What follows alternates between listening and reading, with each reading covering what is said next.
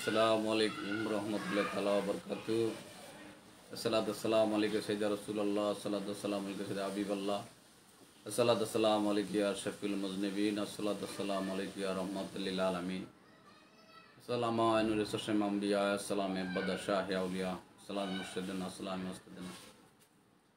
আজকে আমরা আমাদের লাইভে আসার তাৎপর্য রয়েছে এবং অর্থবহ এবং গুরুত্বপূর্ণ বিষয় যে এবং আমরা প্রাক্রান্ত হৃদয়ে আমাদের হৃদয়ে রক্তক্ষরণ চলছে। বাংলাদেশের 5ই আগস্টের পর থেকে আমাদের ছোট থেকে এ পর্যন্ত আমরা বাংলাদেশের কোথাও দেখি নাই বা বহির্বিশ্বের কোথাও দেখি নাই মাজার দরবার শরীফের উপর হামলা ভাঙচুর এবং লুটপাট। এটা কোনো দলের বা কোনো ইসলামিক দলের বা ইসলামিক মনোনয়নের কোনো আশেকান ভক্তবৃন্দ এরকম কর্মকাণ্ডে জড়িত থাকার নয়, জড়িত থাকতে পারে না। গেল বৃহস্পতিবার 28/11/2024 বৃহস্পতিবার ময়মনসিংহের মুর্শিদপুর পাক দরবার শরীফে একদল দুষ্কৃতকারী, তাদের বেশভূষা দেখলে মনে হয় ইসলাম ধর্মের লোক, কিন্তু তাদের কর্মকাণ্ড আমরা দেখতে পেলাম। তারা মসজিদে আগুন দিয়েছে, মসজিদের ভিতরে কোরআন শরীফ ছিল, সেই কোরআন শরীফ পুড়ে গেছে, মসজিদের জায়নামাজ এবং গুরুত্বপূর্ণ মাল সাবান সহ পুড়িয়ে দিয়েছে। দরবারের গুরুত্বপূর্ণ স্থাপনা তারা পুড়িয়ে দিয়েছে এবং যে যেরকমভাবে লুটপাট করতে পেরেছে সেইভাবেই তারা লুটপাট করেছে। গরু তরিকতপন্থী সুফি মতাদর্শের যারা রয়েছেন তারা আমাদের ডাকে সাড়া দিয়েছেন এবং আজকের সকাল 10টায় তারা শম্ভুগঞ্জ দরবারের শম্ভুগঞ্জের ওই মোড়ে সনাতন ধর্মের ইসকনের একজন পণ্ডিতকে অ্যারেস্ট করা হয়েছে। সেখানেও দাঙ্গা হাঙ্গামা, কোর্ট প্রাঙ্গণে দাঙ্গা হাঙ্গামায় সেখানে একজন আমাদের মুসলমান একজন আইনজীবী সেখানে এসে নিহত হয়েছেন। ওনার রুহের মাগফিরাত কামনা করি। আসলে তো আমাদের এই দেশ সোনার মদিনার সাথে কানেকশন, এখানে তো দাঙ্গা হাঙ্গামা এবং রক্তপাতের কোনো বিষয় নয়।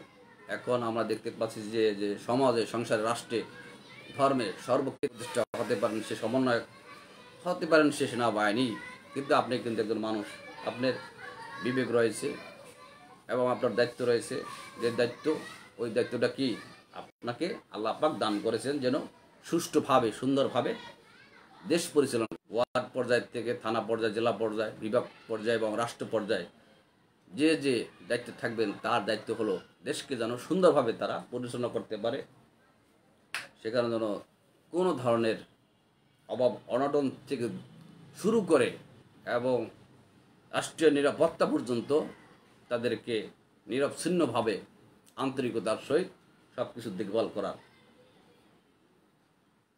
হাদিস শরীফে রয়েছে যে একজন মোমেন অপর একজন মোমেনের থেকে যেন তার জবান, তার হাত এবং তার পা থেকে, তার কর্মকাণ্ড থেকে যেন আরেকজন নিরাপদ থাকে এবং থাকতে হবে।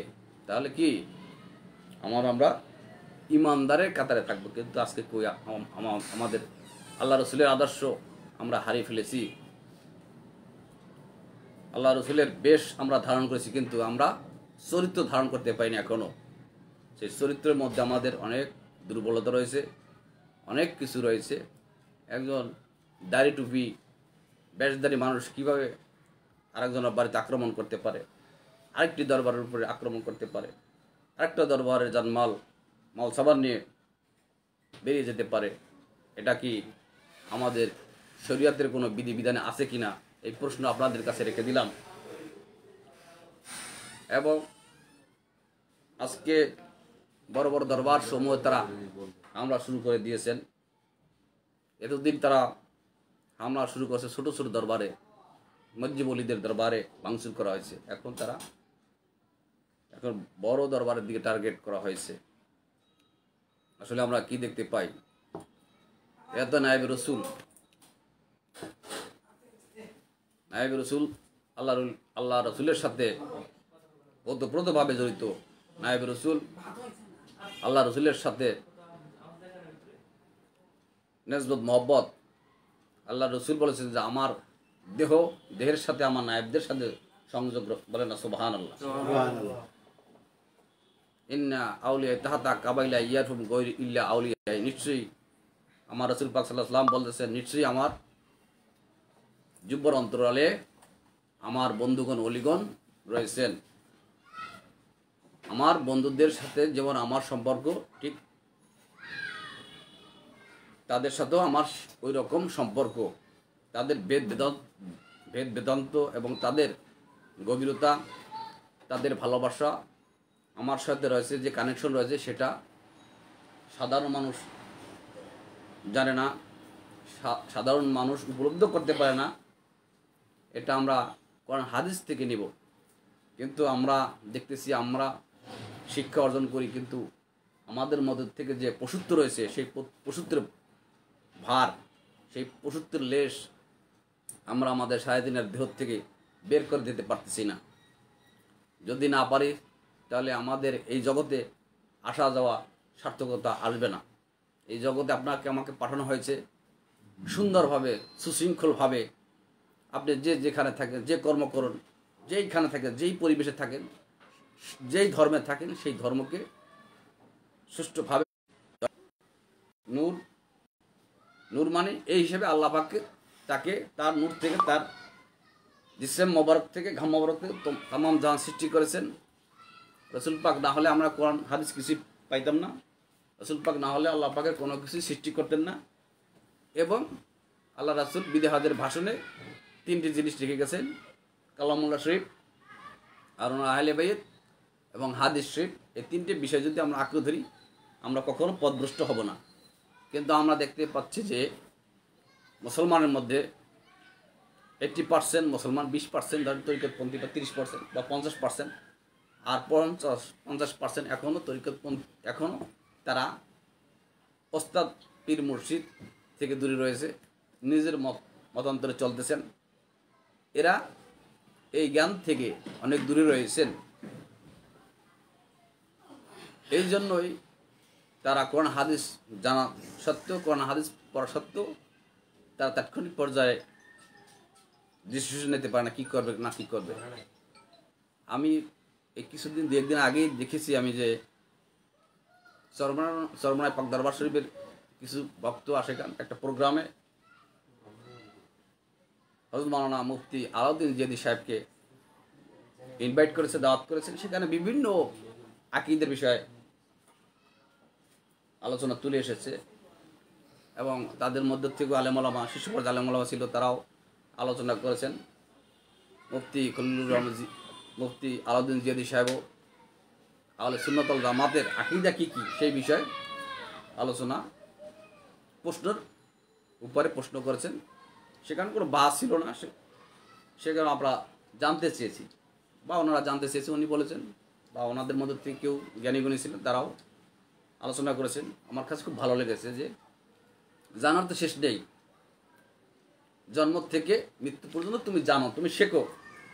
তোমার জন্য জ্ঞানে না ধরে তুমি যারা আরও বেশি জ্ঞানী, ইলমে লাদুন্নিধারী উলিয়াদের ফয়েজপ্রাপ্ত, তাদের কাছে তোমরা যাও, তাদের কাছে তোমরা শেখো। এটা তো যাওয়ার জন্য বলা হয়েছে। আমরা কালামুল্লাহ শরীফের মধ্যে দেখতে পাই যে খিজির আলাইহিসসালামের কাছে হযরত মুসা নবীকে পাঠানো হয়েছে কি হাকিকত শেখার জন্য। এজন্য হাকিকত শিখতে হবে। আপনি সূরা কাহাফ পড়েন, সেখানে আল্লাহর 7 জন ওলিদের সাথে একজন কুকুরও ছিল, কালবহুম কিতমির। এই কালবহুম কিতমিরেরও এই 7 জন ওলির সাথে ওই কুকুরকেও বেষ্টন করে রাখা হয়েছে। 7 জন ওলির পাশেই সেই কালবহুম কিতমিরকে রাখা হয়েছে। আর 7 জন আল্লাহর প্রিয় বান্দা, ওলি মানে কি? অভিভাবক। অলি মানে কি? পথ প্রদর্শক। অলি মানে কি? আমাদেরকে হিদায়তকারী। অলি মানে কি? আমরা যেটা না বুঝি সেটা তারা বোঝাতে সক্ষম। ওনারা আল্লাহ রসুল থেকে এই রহমত, ফয়েজ, রহমত, বরকত পেয়েছেন। যেমন পাওয়ার হাউস থেকে যেমন আজকের এই বিদ্যুৎ লাইন চলতেছে, এই পাওয়ার হাউস বন্ধ করে দিলে এই লাইনও বন্ধ হয়ে যাবে। ঠিক তদ্রূপ অলি গাছ কুতুব পাগল মস্তান রয়েছে। বুখারী মুসলিম শরীফের মধ্যে রয়েছে যে পাগল মস্তানদেরকে তোমরা দূর দূর করে তারাই দিও না। তারা যদি আমি আল্লাহর কাছে কিছু চাই, তাৎক্ষণিক পর্যায়ে কি তাদের দোয়াগুলো কবুল করি। তাই আপনাদেরকে ইজ্জত সম্মান করি যে আপনারা লেখাপড়া করেন। এই লেখাপড়া একটা পুরাক করতে হবে। স্টাডি করেছেন, মাওলানা মুফতি হয়েছেন, হুজুর হয়েছে, ইমাম সাহেব হয়েছেন, আপনাদেরকে সেলুট সম্মান করি। আপনারা প্রয়োগ করুন, জ্ঞান অর্জন করুন, আর জিহাদটা নিজের মধ্যে নিজে করুন। নিজের ভুল ত্রুটিগুলো নিজেই শুধরান। তাহলে যেমনি একটা সংসার বাঁচবে, সমাজ বাঁচবে, ধর্ম বাঁচবে এবং রাষ্ট্রও বাঁচবে। রাষ্ট্রের মধ্যে হানাহানি কাটাকাটি হবে না, রক্তপাত হবে না, কোনো ধর্মের সাথে অন্য ধর্মের সাথে আর দাঙ্গা হাঙ্গামা হবে না। সবাই এটা গ্রহণ করতে হবে যে জিয়াদটা আপনার মধ্যে, আপনার মধ্যে যে শয়তান রয়েছে, এই শয়তান কোথায় রয়েছে, শয়তান কোথার থেকে কুমন্ত্রণা দেয় সেটাও তো আপনার ধরতে হবে। মানুষের কর্মের প্রথম স্তরেই মকরুম শয়তান অসুস্থ দেয়। ওয়াসিফিসু ফিসুদুরি নাস মিনাল জিন্নাতি ওয়ান নাস, মানে কি? ওয়াসিফিসু ওলা যাব নাস, ওলা যাব ফালাক নাস, এটার মধ্যেই আমাদের এই কুমন্ত্রণার থেকে যেন আমরা রেহাই পেতে পারি। এবং আমরা ভবিষ্যতে আমরা চাইব না আমাদের মতো ব্যাসদারীরা যেন মাজার দরবার এবং খানকার সমূহ, মসজিদ সমূহে হামলা না করে। একজন মানুষকে যেন আরেকজন মানুষ হামলা না করে, একজন মানুষ আরেকজন মানুষ থেকে যেন নিরাপদ থাকতে পারে। আপনি যে দলের হোক, আপনি যেই দলেরই হোক, আপনাকে আদর্শ ধারণ করতে হবে। কারণ এখানেও আপনার জবাবদিহিতা রয়েছে, কাল কিয়ামতেও আপনার জবাবদিহিতা রয়েছে, এখানেও আপনার শাস্তি রয়েছে। যে আপনি মনে করছেন যে অলিয়া উলিয়াদের সাথে অলিয়া উলিয়াদের দরবার ভাঙচুর করলাম, আপনারা ভিডিও ফুটেজে বলেছেন আমরা ভণ্ড মাদার পূজারীদেরকে মাদার দরবার আমরা জ্বালিয়ে পুড়িয়ে দিলাম। এইগুলো ঔদ্ধত্যপূর্ণ আচরণ থেকে আপনারা নিবৃত্ত হন। এটা মোটেও ঠিক নয়। এটা বহির্বিশ্ব দেখে যে মুসলমানের শত্রু হয়ে দাঁড়িয়েছে। একে অপরের সাথে নাই কি একটা আন্তরিকতা নাই, মহব্বত নাই, তাকওয়া নাই তাদের মধ্যে। বিশেষ কথা হলো আমাদের তাকওয়া, আল্লাহর যে ভয় ভীতি আমাদের মধ্যে। আমরা তো চিন্তা করি সবসময় যে আমাদের দ্বারা অন্য মানুষ যেন ক্ষতিগ্রস্ত। আমি যদি কাউকে সাহায্য না করতে পারি, ওই মানুষটা যেন আমার দ্বারা ক্ষতিগ্রস্ত না হয়। এটা আপনাকে আমাকে খেয়াল রাখতে হবে।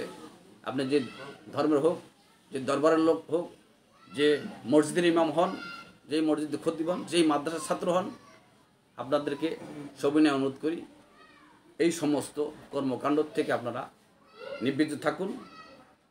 মদিনার খুশবু খানকা পাক দরবার শরীফ থেকে আমরা ঔদ্ধত্যপূর্ণ আহ্বান করছি যে আপনারা প্রায় ৮০-৮২টি মাজার দরবার ভাঙচুর করেছেন। এটা কিসের আলামত? এটা ভালো আলামত নয়। এবং যারা স্টুডেন্ট রয়েছেন, কলেজে পড়তেছেন, আসলে জ্ঞান আমরা অর্জন করব কেন? ভদ্র হওয়ার জন্য, ভালো হওয়ার জন্য, শুদ্ধনের জন্য। আমার আচার ব্যবহারের জন্য যদি আরেকটা মানুষ কষ্ট পায়, তাইলে ওই লেখাপড়া করে লাভ নেই ভাই। ওই লেখাপড়ার চেয়ে যারা লেখাপড়া করে নাই তাদের আচার ব্যবহার অনেক ভালো।